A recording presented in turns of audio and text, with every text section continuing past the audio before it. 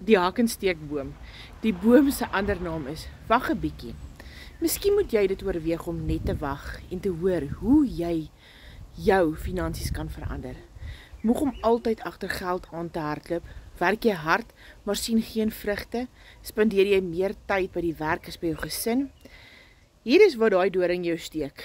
Ek was daar, sit vakansies by die huis sonder geld. Ek is uitgeput, frustrasies, ek het nie genoeg geld nie. Skuldgevoel waar ek altyd nee moet sê. En niks het verander nie, totdat ek besluit het, genoeg is genoeg. En weet jy wat was my oplossing? Die legacy builders. 2 ure per dag van jou tyd vat dit. Jy kan van die huis af werk of as jy gaan vakansie hou, kan jy. Jy verdien in dollars. Dit is 'n outomatiese stelsel en is 'n 100% wins. En jy het geen ervaring nodig nie. Comment ja of copy and paste my link in my bio. Dis jou beurt om oor te neem. Jy is nie gemaak om te oorleef nie, jy's gemaak om te floreer.